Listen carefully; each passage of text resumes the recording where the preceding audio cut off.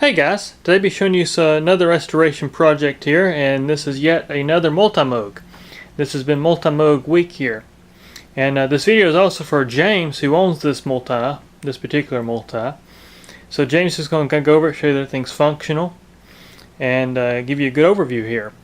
Yours had some issues. When I got it in, I opened it up and it was full of rust. The key bed had a lot of rust in it. Luckily it was all surface rust, it wasn't real deep. So I just removed everything and I sandblasted the main key bed, repainted it. And somebody had actually already serviced the keyboard, which is kind of dumb, they left all the rust, but they put new key bushings on it, but they left all the rust. So I went on and your key bushings were still good that were on it, so I was able to reuse those. I just cleaned them up real good and recoated them with grease, and not petroleum grease, by the way, guys. You want to use a silicone grease because petroleum makes those key stops swell up and your keys will lock up. I've seen that a few times here. But anyways, I was able to reuse the key bushings that came on it, which saved a little bit of money there. Then I did a key alignment. I washed the keycaps, I cleaned the chassis up, replaced all common failure components. Really did a restoration on this one. It got a full 12-hour burn-in, full calibration. Rebuilt the pitch ribbon, so it's all nice and neat now. Just really gave it a good full service here to make sure it's going to hold up for you. One thing I was not able to fix on this particular chassis is the side skirt here. You can see there's a little dent right here, and it's actually in the wood itself. This thing took a fall, is what I'm gathering. This thing took a hard hit right here on the corner, and it actually pushed the metal sideways. So this is actually a warped piece of aluminum. And I tried to straighten a little bit, but it just wasn't good results. And so that's the only cosmetic blemish you have on this unit, as far as cosmetic stuff. That does not affect assembly. It still assembles great. There's nothing wrong with screw alignment or any of that kind of stuff. I'll just walk around, just give you a good glance down the interface here, and show you that this is your serial number. It's 1175, making this the 175th Multimoog build. And you can also see your tune knob where it sets. So I got this thing calibrated in, and like I said, I put 12-hour burn-in on it to ensure all the new components hold up. And then I did a final cal as well to make sure everything was perfect after the burn-in. Because sometimes things do go out a little bit during the burn-in because those parts get some wear on them. And so it's just a good way to make sure things hold up for you. But you can see this corner here is fine. This side here, it's got just a little bend in it right here. Same thing, I think it took a hard hit. Just not much you can do for that kind of stuff without, just replacing these whole side panels, and which we could, but it takes away the originality. So that's the only factor there. But anyways, let me put the camera on a tripod here, and I'll walk you through it, James. And for anybody else that's watching this video, feel free to watch. I'll just show you that everything's functional here. So we'll start off. This is just everything mixed.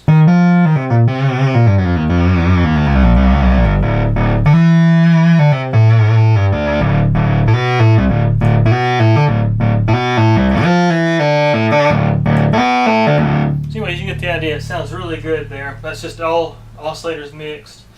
We'll start with the A oscillator. So for those that don't know, I explained this in my last Multimoog video, but I'll explain it again.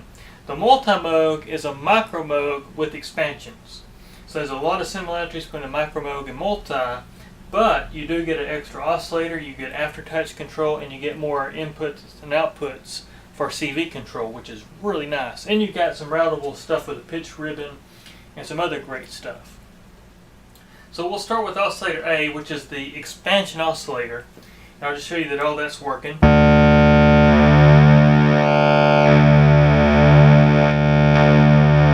So there's your wave shape.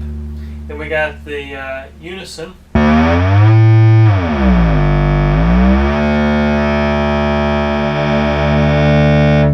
Oscillator B.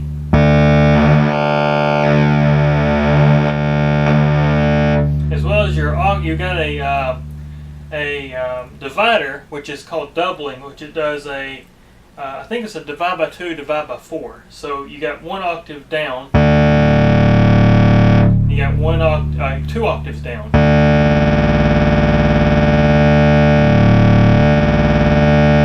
So as you can hear, we can combine those oscillators together. I'll show you the tuning.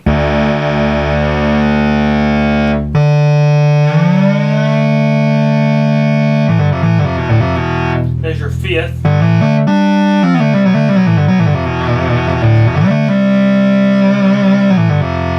And you're hearing the aftertouch as well. We'll cut the aftertouch off.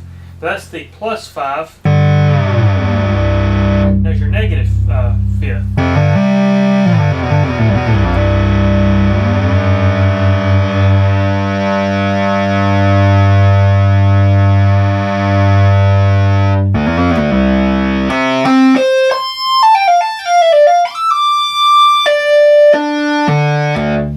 The octave shifts are working nice and smooth there between the 2 oscillators. There's no beating. You've also got a wide range frequency, which is crazy.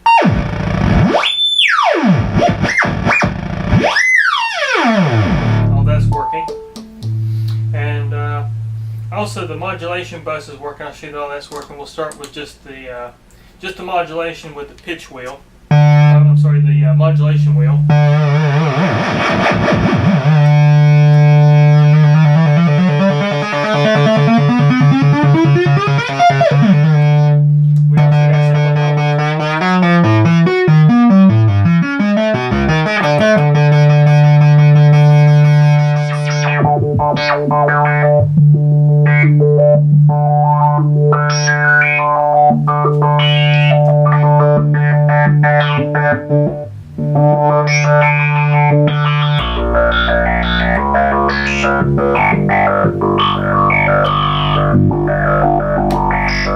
And that self-trigger, you can also put it just where the keyboard will trigger it.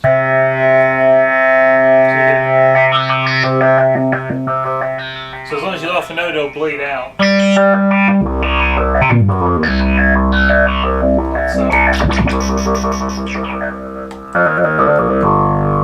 So anyways, all that's working. I was also putting a little filter mod for the oscillators, which gives you FM effect in your filter. And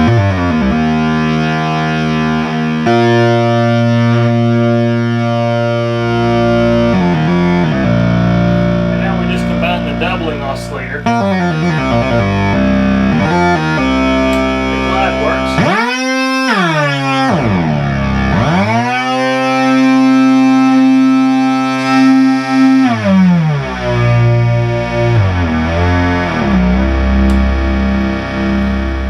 Just detune the oscillator just a hair to give it a little bit of beating so you get a thicker tone.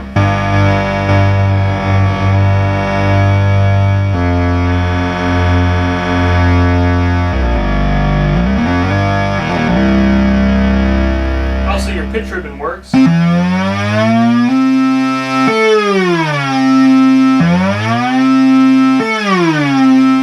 What's cool about this synth is you can actually assign it as well to just use one oscillator. So for example, we can switch it to oscillator A, and now it'll only control the frequency of oscillator A.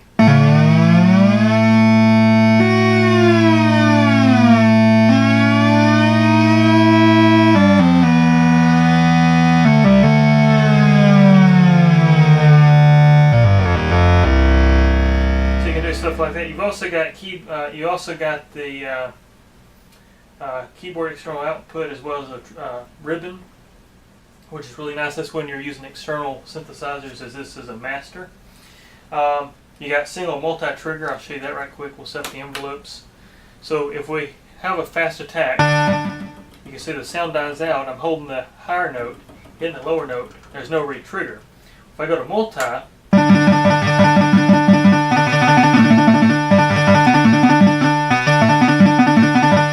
something like that. You can see the difference there. So that's working correctly. Your noise source is working. We'll set the envelope back up here.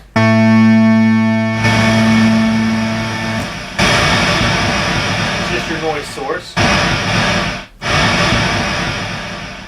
And also your filter tracks the keyboard. So if we turn filter mode to tone, We'll go up on the octave.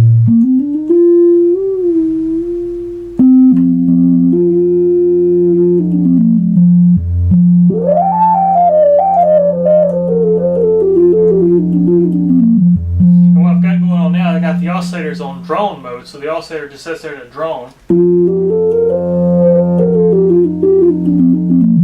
Cut off the oscillators altogether, and this is just the filter. Go here to filter.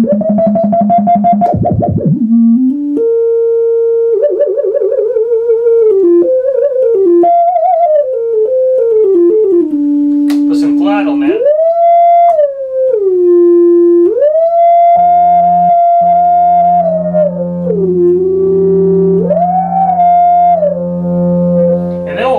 Some film synthesis to that. So now we'll introduce the oscillators into the filter.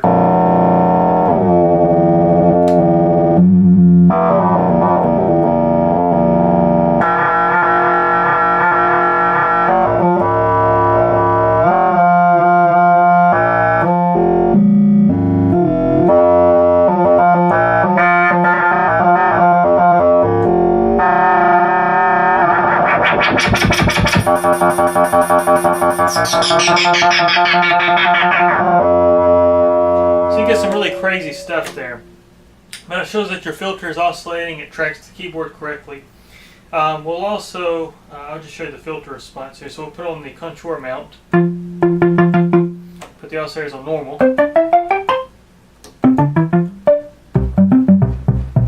So here's your contour for your filter. We'll make it have a slow attack, fast release, so you get something like this.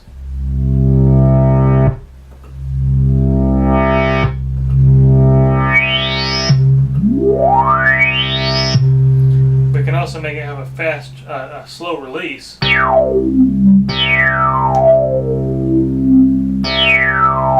you can hear. We can also set it up with the filter sustain switch to make it hold or release until I let off a note, so you get something like this. Which is actually something I love to do because I'll tune the filter.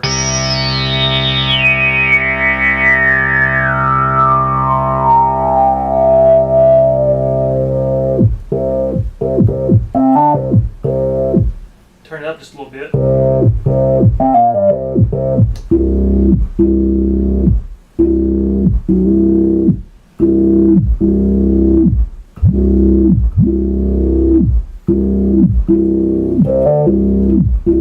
So you can get all kind of tones. We'll put a little frequency modulation. But also, because you can set it to have a filter sustain even when you hold, or release whenever you hold in a note, you can get a really thumpy.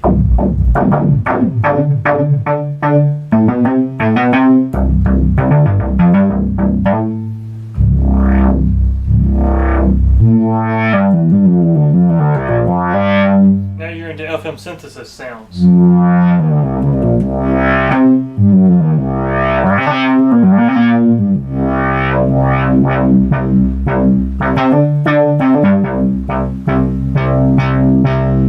As you can hear. So that's your, then you also got a weak and a strong, so that when you go into strong mode,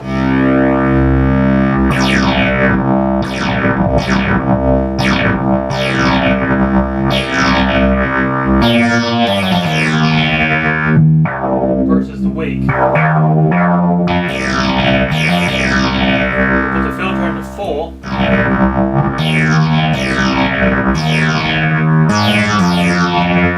when you go to tone,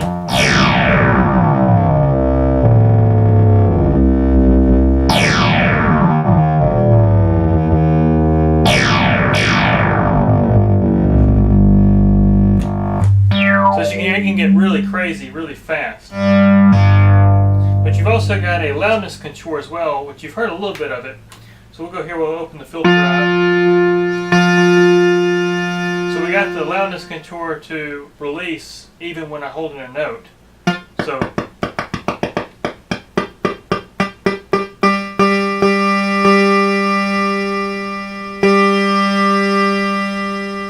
there's your release, and then you've also got attack. So we'll set the attack really slow. will make a fast release, so you get something like this.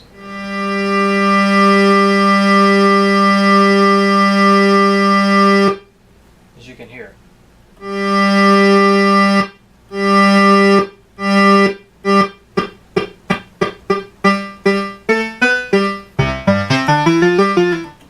We combine that with the filter.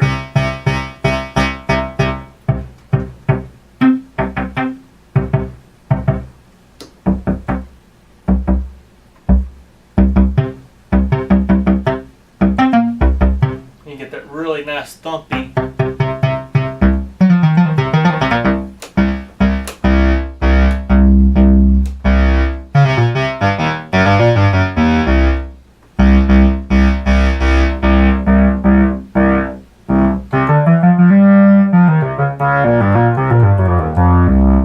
I'll show you now that your Aftertouch works correctly. So we'll go here, we'll set up the Aftertouch for a bend range for the oscillator.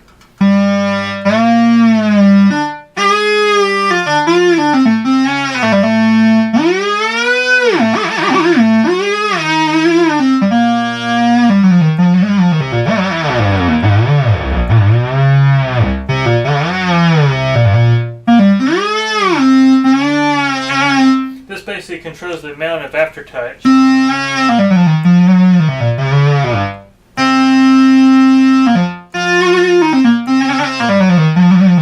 So you get something like that. You can also direct modulation to your pitch or your Aftertouch.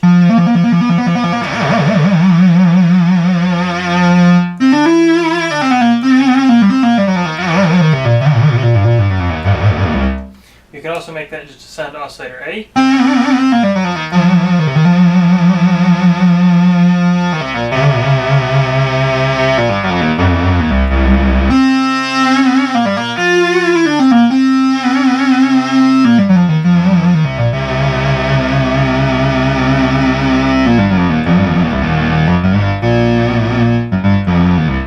What I did there, just change the wave shape. I'll change the envelope.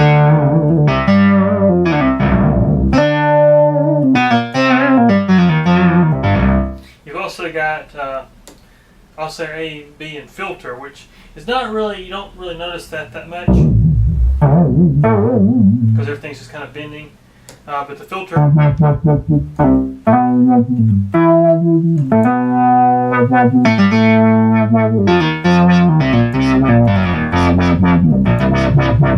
you've also got oscillator sync, which is a really nice feature.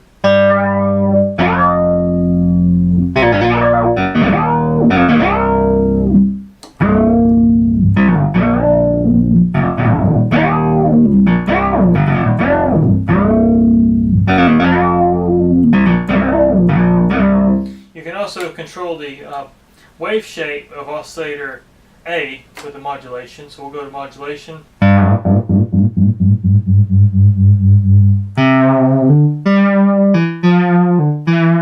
So now you're just hearing oscillator A again. I got the mix control all the way to A, which is a panning. Combine that with B.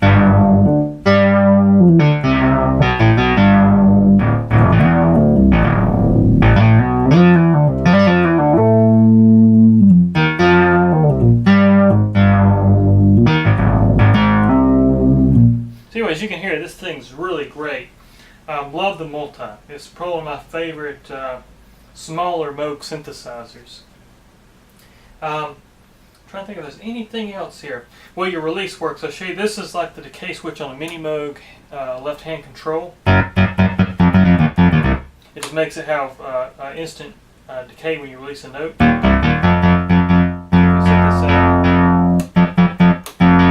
can hear how that works. Oscillator mode. Also, you got a bypass, which actually what it does, it turns on the VCA, holds it on, so you just get a drone. It still responds to the contour, but it puts a voltage input to the VCA, so it'll actually hold the VCA on, so it'll always pass sound. But that's really your Multimoog here, James. But just want to make a video going over it. I believe I have some pictures of the rust in the keyboard. I'll try to post that to this video on YouTube. so you can see the kind of rust it had. I got a blast cabinet in the back, so I did all the sandblasting here in my shop, and did all the paint work at the shop. So it's you have no more rust issues in this thing. It's fully clean, and like I say, luckily it wasn't very deep rust. It was just surface rust, so I was able to just knock it out really really easy. Wasn't too bad. Just had to disassemble everything to get the key bed raw where I could sandblast it. But anyways, took care of all that for you. But James, I just want to thank you again for giving me the opportunity to restore this unit for you. And for anybody else that's watching, I appreciate all you guys that watch my videos. If this is your first time watching, I really do appreciate it. And there'll be more videos to come here. So take care.